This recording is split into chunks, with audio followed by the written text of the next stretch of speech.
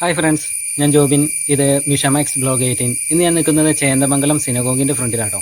ആദ്യമായിട്ടാണ് ഞാനൊരു സിനഗോഗിൽ വന്നെ. പുറമേന്ന് കണ്ടിട്ടുണ്ട്, ഇന്നകത്ത് കയറി കാണാൻ പോവുകയാണ്. കേരളത്തിലെ ജൂത ചരിത്രത്തിൽ പ്രധാനമായും രണ്ട് വിഭാഗങ്ങളായിരുന്നു ഉണ്ടായിരുന്നത്. ഒന്ന് വെളുത്ത ജൂതന്മാരും രണ്ട് കറുത്ത ജൂതന്മാരും. അതിൽ വെളുത്ത ജൂതന്മാരെ പരദേശി ജൂതന്മാരെന്നറിയപ്പെട്ടു. കറുത്ത ജൂതന്മാരെ മലബാറി ജൂതന്മാരുമായിട്ടാണ് അറിയപ്പെടുന്നത്. സിനഗോഗിന്റെ വലതുവശത്തായി ഈ കാണപ്പെടുന്നത് സാറബാറ്റിന്റെ ശവകുടീരത്തിന്റെ ഒരു ഭാഗമാണ് കേട്ടോ. ഇത് കൊടുങ്ങല്ലൂരിൽ നിന്ന് കണ്ടെടുത്ത ഒരു ശവകുടീരത്തിന്റെ ഭാഗമാണെങ്കിലും അത് ഇവിടെ സൂക്ഷിച്ചിട്ടുണ്ട് എന്നേ ഉള്ളേ. സിനഗോഗിന്റെ ഉള്ളിലേക്ക് പ്രവേശിക്കാനായി ഒരാൾക്ക് കഷ്ടി കടന്നു പോകാവുന്ന വലുപ്പത്തിലുള്ള ഒരു വാതിൽ മാത്രമേ ഉള്ളൂ. ഇന്ന് കേരളത്തിലുള്ളതിലെ ഏറ്റവും പഴക്കം ചെന്ന സിനഗോഗാണ് ഈ ചേന്ദമംഗലത്തെ സിനഗോഗ്. ഇത് കറുത്ത ജൂതന്മാരുടെ കീഴിലുള്ളതായിരുന്നു. ഇവിടെ പ്രവേശന ഫീസ് അടച്ചാൽ മാത്രമേ ഉള്ളിലേക്ക് പ്രവേശനമുള്ളൂ.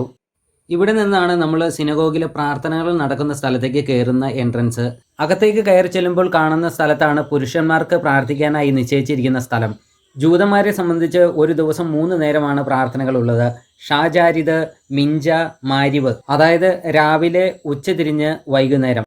അതുപോലെ പ്രാർത്ഥനകളെയും 3ആയിട്ട് തരംതിരിച്ചിട്ടുണ്ട്: അമീത, ഷെമ, മിനിയാൻ. നമ്മൾ ഈ കാണുന്നതാണ് സിനഗോഗിനുള്ളിൽ ഉപയോഗിക്കുന്ന ബേമ. ഇവിടെ നിന്നുകൊണ്ടാണ് കാർമികൻ തൻ്റെ പ്രാർത്ഥനകളും ആശീർവാദങ്ങളും ഒക്കെ നടത്തുന്നത്. സിനഗോഗിനുള്ളിലെ വിശുദ്ധ മന്ദിരം എന്നറിയപ്പെടുന്ന ഭാഗം ഇതാണ്. ഉള്ളിലായി 2 തൂണുക പോലെ കാണുന്നില്ലേ, അതിൻ്റെ അകത്തായിട്ടാണ് തോറ വയ്ക്കുന്നത്. ഇതിനെ ഒരു പ്രത്യേക പേര് പറയുന്നുണ്ട്: തോറ സൂക്ഷിക്കുന്ന പെട്ടകം എന്നാണ് അറിയപ്പെടുന്നത്. പ്രധാനമായും എല്ലാ കുടുംബക്കാരും ഒന്നുചേരുകയും പ്രാർത്ഥിക്കുകയും ചെയ്യുന്ന ശാബത്ത് ദിവസമാണ്. അതായത് വെള്ളിയാഴ്ച വൈകിട്ട് സൂര്യാസ്തമയം മുതൽ ശനിയാഴ്ച വൈകിട്ട് സൂര്യാസ്തമയം വരെയാണ് ഇവരെ പ്രാർത്ഥനകൾ. അതുവരെ ഉപവാസമായിരിക്കും, ഒന്നും കഴിക്കുകയൊന്നുമില്ല. പ്രാർത്ഥനാ ദിനങ്ങളിൽ പ്രധാനമായിട്ടും ധ്യാനം, അതുപോലെ കുമ്പസാരങ്ങൾ എന്നുള്ള പരസ്യമായിട്ടുള്ള സ്വകാര്യമായിട്ടുള്ള കുമ്പസാരങ്ങളുണ്ട്. കൂടാതെ തോറ വായനയുണ്ട്. അത് പ്രധാനമായിട്ടും നോമ്പിൻ്റെ ദിവസമായിരിക്കും. അന്നേ ദിവസം പുറപ്പാടിൻ്റെ പുസ്തകത്തിൽ നിന്ന് 32-ാം അധ്യായവും 34-ാം അധ്യായവുമാണ് അവർ വായിക്കാറ്. ഇനി നമ്മൾ പോകുന്നത് ബാൽക്കണിയുടെ ഭാഗത്തേക്കാണ് കേട്ടോ. അവിടെയാണ് പ്രായമായ അമ്മമാർ നിൽക്കുന്ന സ്ഥലം. അതായത് ഈ പൊസിഷനിലാണ് വൃദ്ധരായവർ, അതായത് 50 വയസ്സിന് മുകളിലേക്കുള്ളവർ നിൽക്കുന്ന ഭാഗം ഇവിടെയാണ്. 50 വയസ്സ് വരെയുള്ളവർ നിൽക്കുന്നത് ഈ പറയുന്ന 2ാമത്തെ മുറിയുടെ ഭാഗത്താണ്. ഈ 2 ഭാഗങ്ങളിലാണ് സ്ത്രീജനങ്ങൾക്ക് നിൽക്കാവുള്ളൂ. അകത്തളങ്ങളിലേക്ക്, അതായത് താഴെയുള്ള ഭാഗങ്ങളിലേക്ക് സ്ത്രീകൾക്ക് പ്രവേശനമില്ല. ഇവിടെ നിന്ന് ആ പ്രാർത്ഥനയുടെ സമയത്ത്, ഉപവാസത്തിൻ്റെ സമയത്ത് തോറ വായിക്കാനും മറ്റു കാര്യങ്ങൾക്കൊക്കെ ആയിട്ടാണ് അവരിത് ഉപയോഗിക്കുന്നത്. ഈ 2 റൂം. ഇതിന് തൊട്ട് പുറകിലുള്ള റൂമിലാണ് കുട്ടികൾക്ക് വേണ്ടി സജ്ജീകരിച്ചിരിക്കുന്നത്. അതായത് അവരുടെ പ്രാർത്ഥനകൾക്കും പഠന കാര്യങ്ങൾക്കൊക്കെ ആയിട്ട് നിശ്ചയിച്ചിരിക്കുന്ന റൂമാണ് കേട്ടോ ഇത്.